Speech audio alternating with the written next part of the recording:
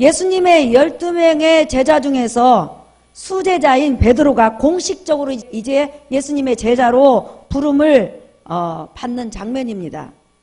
어느 날 우리 예수님께서는 갈릴리 지역을 돌아다니면서 이제 하나님의 말씀을 증거하고 또 천국에서 갖고 온 예수 그리스도 십자가 복음, 그게 십자가의 도지요. 도를 말씀하시다 했을 때 십자가의 복음을 말하는 거죠. 십자가의 복음과 또한 구약시대 때 창세기, 출애굽기, 레위기를 이시해가지고 말라기까지 제 성경을 해석해 주셨습니다. 그래서 이제 예수님의 명성이 많이 이렇게 퍼져 있었기 때문에 예수님이 가는 곳이라면 인산인해를 이루었어요. 물론 또 하나님께서 하나님의 백성들이 예수께 다가가서 하나님의 말씀을 들을 수 있도록 많은 어떤 환경의 기회를 분명히 만들었을 거예요. 그런데 이제 우리 예수님께서 잠깐 여러분 지도를 보시면 갈릴리 잠깐 지도를 보실까요? 지금 이 갈릴리 전 지역을 다니면서 하나님의 복음을 전하고 말씀을 전하는데 오늘 본문은 지금 게네사렛 호수. 이 게네사렛, 그러니까 갈릴리 바다를 중심으로 해서 예를 들어서 디베랴 바다, 또한 게네사렛 바다, 벳세다 있으면 벳세다 앞에 있으니까 벳세다 앞에 있으니까 바다 이렇게 얼마든지 해요. 근데 사실상 갈릴리 바다 하나를 두고 그러는 거예요. 지금은 갈릴리 바다에 물이 많이 없고 요단강에 물이 적어요. 하지만 옛날에는 엄청나게 물이 많았어요. 왜 지금 물이 적냐? 시리아, 또 레바논, 그 다음에 또 요르단, 또 이스라엘 각 상류에서 댐을 딱 막아버렸기 때문에 갈릴리에 들어오는 물들이 적어요. 그렇기 때문에 지금 갈릴리 바다에 물이 적은 거지 옛날에는 엄청난 물이 있었기 때문에 수력발전소가 있었을 뿐만 아니라 이 갈릴리 바다에 배가 어느 정도 있었냐면 200척에서 300척 정도의 배가 있었다는 거예요. 그러니까 얼마나 물이 많고 얼마나 많은 고기가 잡혔는지 여러분 상상이 가시죠? 그 정도로 이 바다는 물이 많고 물고기가 많은 바다였어요. 지금 예수님께서 이 이제 게네사렛 호수에서 설교를 하시는데 사람들이 인산인해를 이룬 거예요. 자, 이렇게 사람들이 몰려오니까 예수님께서 가만히 보니까 배들이 얼마나 많이 묶여져 있겠어요. 낮이니까 묶여져 있죠. 근데 예수님이 설교하는 근처에 배 2개가 묶여져 있는데 보니까 마침 베드로가 밤에 물고기를 잡으러 가가지고 물고기를 못 잡고 와가지고 지금 그물을 싣고 있는 찰나예요. 배는 묶어놓고. 그 다음에 그 옆에 야고보와 요한도 아마 물고기를 잡으러 갔다가 물고기를 못 잡으니까 이제 배에서 그물을 짓고 있는 상태였어요. 우연치고는 너무 우연 아니에요? 이건 하나님의 섭리예요. 우리 주님께서 왜 꼭 해필이면 그 갈릴리 바다가 얼마나 넓어요. 자 보세요. 이렇게 넓는데 해필이면 꼭 베드로가 배 세우는 데 갔을까요? 베드로 만나려고 가신 거죠. 그래가지고는 사람이 너무 밀려오니까 주님께서 베드로가 그물 싣고 있는 데 가고 배 좀 여기서 좀 띄워라. 그래가지고 보니까 우리나라 바닷가를 상상하시면 안 돼요. 잔잔해요. 호수니까. 바다가 아니고 호수니까. 그래서 내가 그 물을 먹어보니까 짜지도 않아요. 그냥 민물이에요. 그래가지고 그 게네사렛 그 호숫가에다 사람들은 앉아있고 그 육지에 앉아있고 예수님은 바다에 배를 타고 이제 설교를 시작한 거예요. 근데 충분히 예수님은 듣게 하셨겠죠. 창조주 하나님이니까. 그래서 인산인해를 이룬 사람이 예수님의 설교를 들은 거예요. 듣고 이제 성도들이 굉장히 은혜를 받았어요. 그런데 지금 수많은 사람이 지켜보고 있는 상태에서 지금 베드로에게 말을 하는 거예요. 자, 뭐라고 말하는지 여러분 한번 보실까요? 4절부터 한번 읽어보십시다. 4절 시작. 말씀을 마치시고 시몬에게 이르시되 깊은 데로 가서 그물을 내려 고기를 잡으라. 시몬이 대답하여 이르되 선생님 우리들이 밤이 새도록 수고하였으되 잡은 것이 없지만은 말씀에 의지하여 내가 그물을 내리리라 하고. 자, 지금 설교가 끝난 다음에 밤새도록 고기를 잡았는데 그날따라 2배 전부 다 고기를 못 잡은 거예요. 못 잡은 상태에 있는 베드로에게 지금 환하게 날이 밝았고 지금 대낮일 거예요. 그런 상태에서 뭐라고 하냐면 지금 너는 깊은 곳으로 가가지고 그곳에 그물을 내려서 고기를 잡으라. 그때 베드로가 전혀 사양하지도 않아요. 왜냐하면 이 원문을 보면 베드로가 머뭇거리다가 이런 단어가 하나도 사용되지 않아요. 헬라어는 반드시 어떤 행동이 있을 때는 그 행동에 대해서 반드시 설명을 해줘요. 단어가. 그런데 헬라어 단어를 보면은 곧바로, 즉시, 그러니까 말씀이 떨어지니 즉시 이런 단어를 썼어요. 그런데 베드로가 예수님의 말씀이 떨어지자마자 선생님, 그러면 내가 선생님 말씀에 의지해서 그물을 내리겠습니다 하고는 기쁜 대로 간 거예요. 그러니까 지금 사람들이 다 지켜보고 있는 거예요. 사람들도 베드로가 지금 고기를 못 잡은 걸 알고 있어요. 그런 상태에서 깊은 곳에 가서 그물을 딱 내렸더니 어떤 기적이 일어났냐면 6절 보실까요? 시작. 그렇게 하니 고기를 잡은 것이 심이 많아 그물이 찢어지는지라 이에 다른 배에 있는 동무들에게 손짓하여 와서 도와달라 하니 그들이 와서 두 배의 채움에 잠기게 되었더라. 갑자기 주님 말씀에 의지해서 깊은데 그물을 내렸더니 얼마나 고기가 많이 잡혔던지, 아무튼 그물 가득히 잡혀가지고 이렇게 들어 올리는데 그물이 찢어질 정도인데, 그 그물을 들어 올려서 보니까 두 배의 고기가 가득 찬 거예요. 그러니 얼마만큼 많이 잡았는지 여러분 상상이 가시죠? 자, 이렇게 고기가 잡힌 것을 보고 지금 바닷가에 앉아있는 수많은 사람들도 놀랬을 뿐만 아니라 베드로하고 안드레하고 야고보하고 요한도 얼마나 놀랬는지 여러분 한번 보실까요?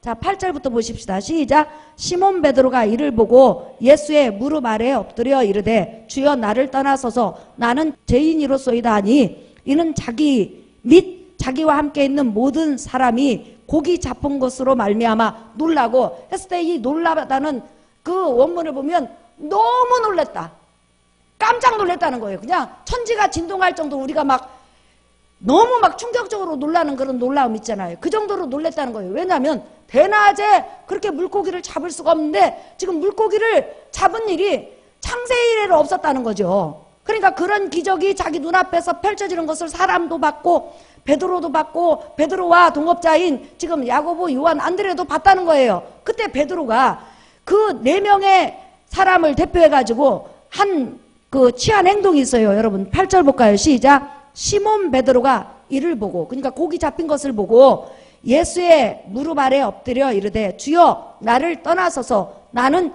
죄인이로소이다 하니 그랬어요. 갑자기 그 고기 잡힌 현장을 딱 보더니, 기적이 일어난 현장을 보더니 베드로가 그대로 달려왔고 배에서 내려서 예수님 앞에 무릎을 꿇고 주님, 나를 떠나서서 나는 죄인입니다. 나는 죄인입니다. 나는 주님 가까이 할 수 없는 죄인입니다. 그러니까 나를 떠나서서, 이렇게 베드로가 고백을 해요. 이때 많은 사람들이 어떻게 생각하냐면, 아, 베드로가 고기 잡힌 것을 보고 자기가 죄인인 것을 깨달았다, 죄성을 가지고 이렇게 죄를 많이 지은 것을 깨달았다, 이렇게 생각하는 사람이 많은데, 물론 그런 해석도 맞을 수 있어요. 그러나 이 본문에서는 그런 베드로의 고백이 아니라는 것을 우리가 알 수 있죠. 자, 여러분 여기서 한 가지 생각해 보십시다. 베드로가 예수님을 만났을 때 요때 처음 만났을까요? 아니면 그전에도 계속 만났을까요? 지금 이 문제를 성도들이 질문하는 거예요.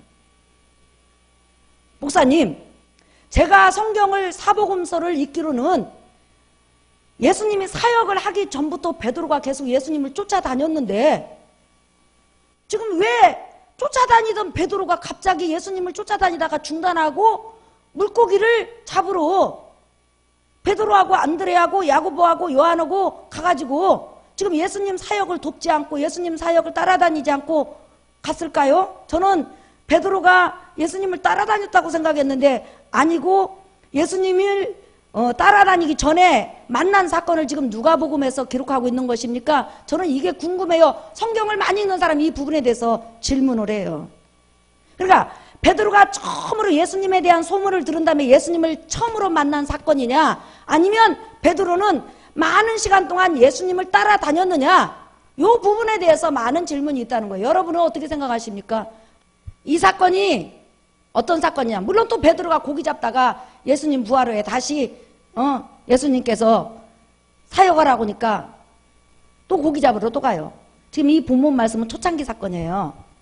베드로는 원래 예수님께서 성령 세례를 받으신 다음에 백성들 앞에 나타나자 세례 요한이 예수 그리스도에 대해서 강력하게 설교를 했어요. 저분이 우리가 기다려온 메시아다. 저분은 우리 인간의 죄 문제를 해결할 하나님의 어린 양이다. 그러면서 세례 요한은 제자들을 두었는데 그 당시 납비 교육을 받았던 날고기는 예루살렘 납비학교를 나온 사람을 제자로 둔 것이 아니라 이런 사람을 제자로 두었어요. 세례 요한은. 자, 여러분 보세요. 요한복음 1장 35절. 또 이튿날 요한이 자기 제자 중 두 사람과 함께 섰다가 시작. 예수께서 건의심을 보고 말하되 보라 하나님의 어린 양이로다. 두 제자가 그의 말을 듣고 예수를 따르거든. 그러니까 세례 요한에게는 많은 제자들이 있었는데 세례 요한의 제자들은 평범한 사람이 제자가 됐어요. 예. 자, 그런데 그 두 제자 중에 세례 요한 옆에 있다가 세례 요한이 예수님을 딱 보니까 자기 앞에 나타난 예수님을 보니까 세상 죄를 지고 갈 하나님의 어린 양이다. 우리가 기다려온 메시아라면서 예수님을 소개했어요. 그러자 두 제자 중에 하나가 바로 예수님을 따라가요. 왜? 세례 요한이 이제 나 따라다니지 말고 저분 따라다니라 이렇게 말을 한 거예요. 자, 37절 볼게요. 두 제자가 그의 말을 듣고 예수를 따르거늘 예수께서 돌이켜 그 따르는 것을 보시고 물어 이르시되 무엇을 구하느냐 이르시되 납비여 어디 계시오니까 하니 납비는 번역하면 선생이라. 이 말은 무슨 말이냐면 세례 요한의 제자가 세례 요한이 저 선생님 따라가라, 저 구세주를 따라가라, 저 하나님의 어린 양을 따라가라. 그러니까 제자가 따라갔어요. 따라가면서 도대체 어디 계시는 분이십니까? 어디에 지금 거처를 두고 있습니까? 그때 예수님께서 따라와봐라 해갖고 따라가는 거예요. 예수께서 이르시되 와서 보라. 그러므로 그들이 가서 계신 데를 보고 그날 함께 거하니 때가 10시쯤 되었더라. 시작. 요한의 말을 듣고 예수를 따르는 두 사람 중에 하나는 시몬 베드로의 형제 안드레라. 자, 세례 요한의 제자가 누구라고요? 안드레. 그러면 베드로도 당연히 세례 요한의 제자가 되었을 거라는 거예요. 그 당시 세례 요한의 제자들은 평범한 사람이었는데 여러분이 이 베드로를 우습게 생각하면 안 돼요. 베드로는 납비의 학교를 나오지는 않았지만 정통 유대인이에요. 그가 고넬로 집에 갔을 때, 전도하러 갔을 때 나는 평생에 단 한 번도 부정한 음식을 먹어본 적이 없습니다. 이스라엘을 가면 정통 유대인들을 보면 어느 정도로 율법을 신실하게 지키는지 우리가 볼 수 있어요. 베드로도 납비의 학교를 졸업한 그런 학문이 많은 그런 사람은 아니었지만 정통적인 유대인이었고 정통적으로 메시아가 오시기만을 기다렸는데 어느 날 세례 요한을 만남으로 인해서 세례 요한의 제자가 된 거예요. 베드로뿐만 아니라 또한 안드레뿐만 아니라 베드로 친구들도. 근데 그 자리에 지금 베드로가 없었어요. 그러자 안드레가 지금 베드로한테 간 거예요. 우리가 기다려온 그 메시아가 나타났다. 우리 선생님 세례 요한이 말한 분이 나타났다. 우리 가보자. 그러니까 베드로가 안드레 말을 듣고 지금 예수님한테 갔어요. 그랬더니 예수님께서 베드로를 딱 보자마자 무슨 말씀을 하시냐면 42절 볼까요? 시작. 그가 먼저 자기의 형제 시몬을 찾아 말하되 우리가 메시아를 만났다고. 메시아는 번역하면 그리스도라. 데리고 예수께로 오니 예수께서 보시고 이르시되 내가 요한의 아들 시몬이니 장차 게바라 하리라 하시니라. 게바는 번역하면 베드로라. 자, 그러면서 요때부터 세례 요한이 이제 나의 제자들아, 너희는 나를 따라다니지 말고 저분을 따라가라. 누구? 나사렛 예수를 따라가라. 이제는 나를 따라올 필요가 없다. 나는 저분을 위해서 존재한 자다. 저분이 너에게 제사함을 가져다 줄 거고 너에게 하나님의 축복을 가져다 줄 거고 저분이 바로 주인공이다. 저분 따라가라 하니까 세례 요한의 제자들이 대부분 예수님을 따라다녔고 그 다음에 그 제자들이 예수님 곁을 계속 머물렀어요. 자, 그런데 여기서 중요한 것은 여러분 지금 게네사렛 호수에서 예수께서 말씀을 전하시기 전에 많은 표적과 이적을 행했어요? 안 했어요? 이적을 행했다 말이에요. 그러니까 인산인해를 이루면서 지금 게네사렛 호수로 왔겠죠. 그렇다면 예수님께서 행하신 가장 맨 처음 행하신 표적이 무슨 표적이에요, 여러분? 옳지, 가나 혼인잔치. 그때 예수님의 제자들도 있었어요. 자, 한번 보실까요? 요한복음 보세요. 2장 11절 보십시다. 2장 1절부터 이제 가나 혼인잔치 때 있었던 이야기인데 읽어볼까요? 시작. 예수께서 이 첫 표적을 갈릴리 가나에서 행하여 그의 영광을 나타내심에 제자들이 그를 믿으니라. 그러니까 예수님께서 사역을 시작한과 동시에 가장 먼저 표적을 일으킨 곳이 갈릴리 가나예요. 믿으시면 아멘 하십시다. 그런데 그때 누가 있었다고요? 제자들이 있었단 말이에요. 그러니까 베드로, 안드레, 야고보, 요한 여러 제자들이 있었어요. 그리고 나서 계속 예수님을 따라다녔고 또한 예수님은 베드로 장모 병도 고쳤고 계속 예수님께서 갈릴리 사역을 했는데 오늘 본문에 보니까 베드로가 예수님을 따라다니다가 안드레도 예수님을 따라다니다가 야고보도 예수님을 따라다니다가 또한 요한도 예수님을 따라다니다가 지금 안 따라다니는 거예요. 물론 다른 제자 중에서는 따라다니는 사람도 있을 거예요. 안 따라다니고 지금 뭐 하고 있죠, 여러분? 뭐 하고 있어요? 지금 물고기 잡고 있잖아요. 그럼 왜 베드로는 따라다니다가 예수님을 지금 안 따라다니고 있을까요? 그리고 예수님은 안 따라다니고 있는 베드로에게 왜 많은 표적 가운데서 그때요 바다에서 물고기 잡는 이적을 베풀었을까요? 그 이유가 있어요, 여러분. 베드로가 지금 세례 요한의 제자로서 세례 요한을 쫓아다녔어요. 쫓아다니다가 예수님을 계속 쫓아다니다 보니까 생업에 문제가 있는 거예요. 생업에. 먹고 마시고 입는 문제, 생업을 책임져야 될 거 아니에요. 그러니까 계속 만사를 제쳐놓고 예수님을 따라다니자니 자기 이 모든 것을 돌볼 사람이 없는 거예요. 생업이 걱정되는 거예요. 그러니까 생업이 걱정돼가지고 예수님만 계속 따라다닐 수도 없고 그 다음에 자기가 따라다니지 않아도 너무나 많은 사람이 예수님을 따라다니니까 그러면 나는 이제 내 생업으로 돌아가야 되겠다 해가지고 이제 생업으로 돌아간 거예요. 예수님 입장에서는 이들을 원래 만날 때부터 제자로 삼으려고 했던 것이고 그런데 지금 베드로가 예수님을 따라다니다가 이제 먹고 마시고 입는 그런 부분 때문에 이제 생업으로 돌아갔어요. 예수님을 뭐 싫어한다거나 또한 예수님이 훌륭한 랍비요 또한 메시아일 것이라는 그런 생각은 얼마든지 있죠. 왜냐하면 한참 따라다녔는데 그렇지만 계속 무턱대고 그분한테 자기 삶을 맡길 수는 없잖아요. 자기가 자기 삶을 책임져야 되니까. 그래서 갈릴리 바다 가서 지금 고기를 잡고 있는데 해필이면 고기 못 잡은 날 예수님이 오신 거예요. 그리고 나서 꼭 갈릴리 바다에 낮에면 130개에서 200개가 넘는 배들이 지금 매여 있는데 그 배에 매여 있는 그 배 중에서 왜 꼭 베드로 배가 매여 있고 그 다음에 예수님을 따라다녔던 그 제자 배들이 매여 있는 곳으로 예수님이 오셨겠냐는 거예요. 그러니까 예수님 제자 지금 예수님이 찾으러 온 거예요. 예. 그러더니 설교를 충분히 하신 다음에 가서 바다 깊은 곳에 가서 그물을 내려라. 그러니까 이제 그물을 내렸어요. 내렸더니 물고기가 얼마나 많이 잡혔는지 2배 가득하게 잡혔어요. 그러면 인간적으로 보면 여러분 잘 보세요. 물고기 잡힐 시간이에요? 아니에요? 시간이 아니죠. 전혀 시간이 아니에요. 잡힐 수가 없어요. 지금 모든 배들이 다 수도하고 있어요. 밤에 물고기를 잡는단 말이에요. 그렇다면 베드로가 놀란 이유가 있어요. 왜 놀랐을까요? 지금 예수 그리스도께서 가나에서 행한 표적뿐만 아니라 많은 표적을 봤어요. 그런데 이렇게 큰 표적은 본 적이 없다는 거예요. 이게 무슨 말이에요? 바닷속을 볼 수 있는 눈을 가지신 분이라는 걸 처음 본 거예요. 만약에 예수님이 바닷속을 볼 수 없다면 물고기가 어디 있는지 어떻게 알겠어요?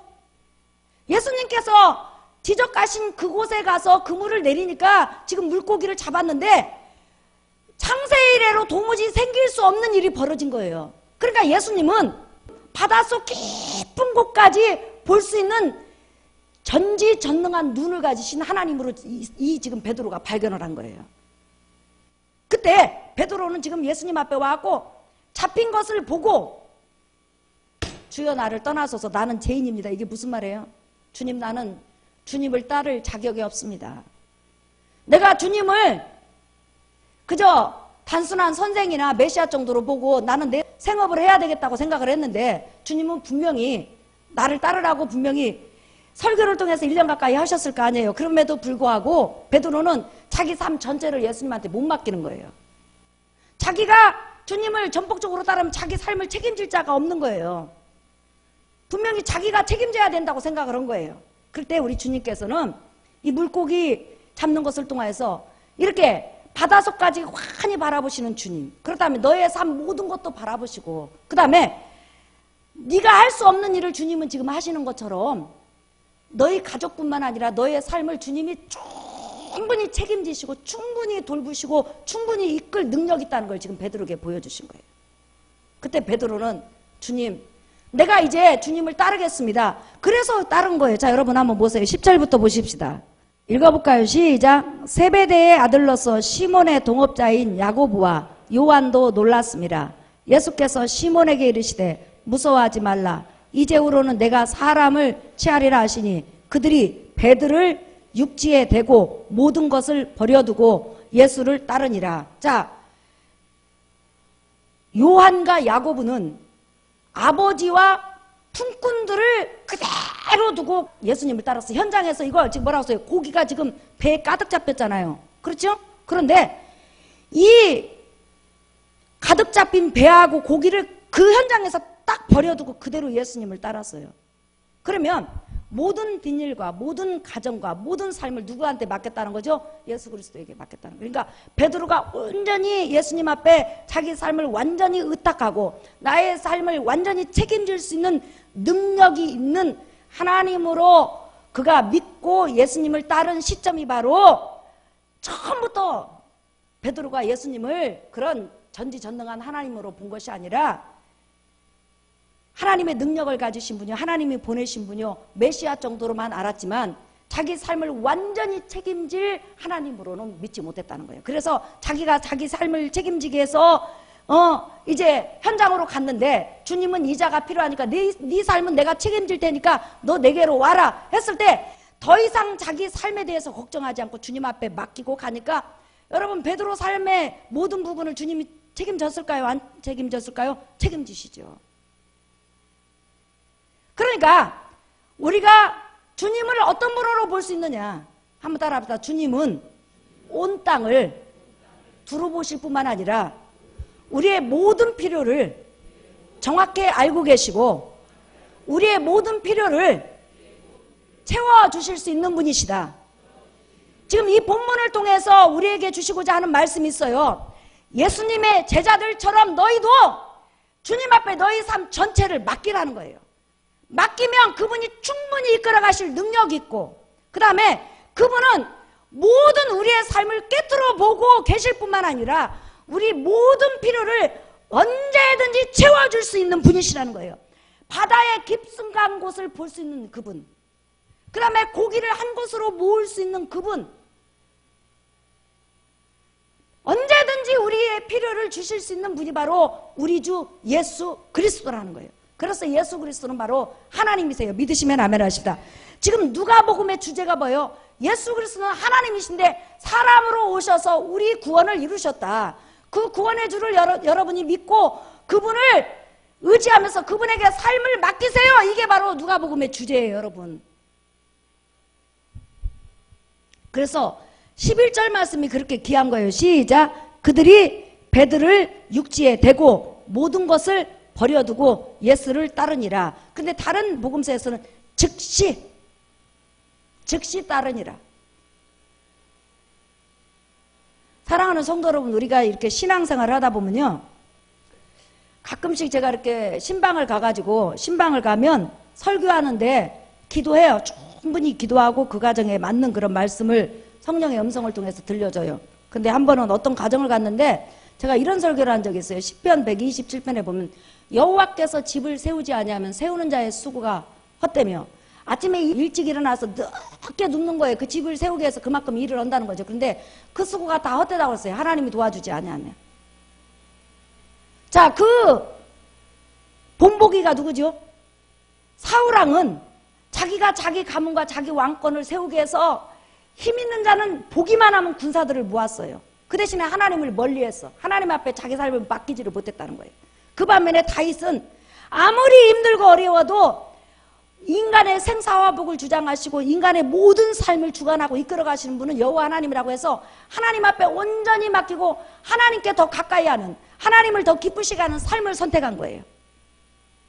군대를 조직하는 것보다 하나님이 더 기뻐하시는 삶을 선택하고 하나님 앞에 더 나와서 기도하고 하나님을 의지했다는 거예요. 그런데 나중에 결과를 놓고 보면 사울의 왕가가 일대로 끝났어요. 그러나 다윗은 영원 세세토록, 예수 그리스도께서 영원한 왕이니까 영원 세세토록 이어진 걸 여러분 믿으시길 바랍니다. 그러니까 하나님께서 그 가문을 세워야만이 그 가문이 세워질 수 있고, 여러분이 기도하는 자녀나 여러분의 모든 것도 하나님만이 세우시고 하나님만이 이끌어 가시고 하나님만이 책임져야만이 그것이 보존될 수 있다는 거예요. 우리 인간은 아무리 노력해도 나도 나를 책임질 수 없고 내가 다른 사람을 책임질 수 없어요. 책임질 그런 사랑과 그 다음에 애정이 있을 뿐이지 책임질 능력이 없어요. 믿으시면 아멘 하십시다. 그런데 우리 주 예수 그리스도 하나님이 보내신 우리의 구세주는 우리 삶을 완전히 책임질 수 있어요. 자, 이 본문 말씀을 통해서 이렇게 육적인 부분도 책임진다면 우리 제 문제도 그분이 책임질 수 있고 우리의 천국도 책임질 수 있고 우리의 삶의 영혼까지를 책임질 수 있는 유일한 분이 나사렛 예수라는 거예요. 믿으시면 아멘 하십시다. 바로 그분은 여러분을 책임질 수 있는 분이라는 거예요. 베드로나 또한 예수님의 제자들은 예수님을 따라다니다 보니까 삶을 자신들이 책임져야 되는데 예수님만 마냥 바라보고 있을 수가 없는 거예요. 근데 예수님께서 표적 행하는 걸 딱 보면서 바닷속 깊은 것을 보시는 주님, 언제든지 자연을 통하여서 우주 만물을 자기 뜻대로 움직일 수 있고 또한 내 삶을 정확히 보시기 때문에 내가 내 가문을 책임지지 않는다고 해도 내가 주님을 따른다고 해도 그분은 내 삶을 정확히 책임지고 정확히 이루실 거다는 믿음이 이 표적을 통해서 생긴 거예요. 사랑하는 성도 여러분, 여러분에게도 이런 믿음이 있기를 예수의 이름으로 축원합니다. 주님은 우리를 책임질 수 있어요. 주님은 우리를 책임질 수 있는 전능자라는 거예요. 저는 어떤 때는 이렇게 목회를 하다 보면 진짜 물질이 필요할 때가 있어요. 교회를 이제 운영을 하다 보면, 예. 그때 하나님 앞에 기도를 해요. 주님, 주께서 주의 종으로 부르신 다음에 지금 눈에 보이는 거 없고 손에 잡히는 거 없고 아무것도 없지만 저는 나의 삶을 주님 앞에 책임질 것을 믿고 나의 삶을 의탁합니다. 예. 나는 할 수 없지만은 베드로가 자기의 모든 것을 다 버리고 그대로 주님 앞에 맡기고 주님만 바라보고 온 것처럼 나의 삶을 맡기니까 주님 책임져 주십시오. 주님은 책임질 능력이 있지 않습니까? 이렇게 기도를 해요. 그러면 정말로 기가 막히게 하나님께서 모자라지도 않고 그렇다고 해서 많이 넘치지도 않고 필요한 부분에서 정확한 시간에 채운 것을 인생을 살아가면서 너무너무 많이 느꼈어요. 자, 설교 결론이에요.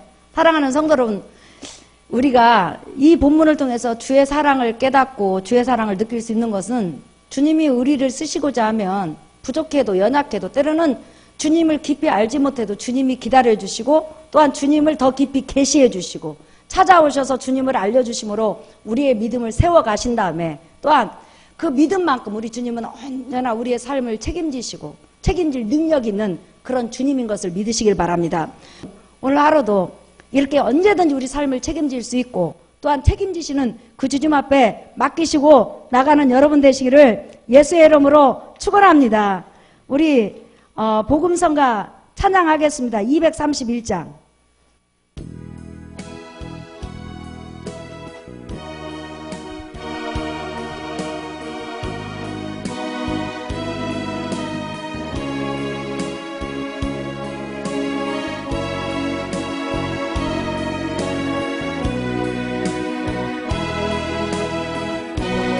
주는 평화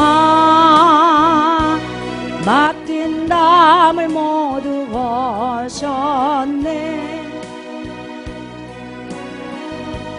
주는 평화 우리의 평화 주는 평화 맡긴 담을 모두 거셨네. 주는 평화 우리의 평화 염려다 맡기라 주가 돌보시니 주는 평화 우리의 평화 염려다 맡기라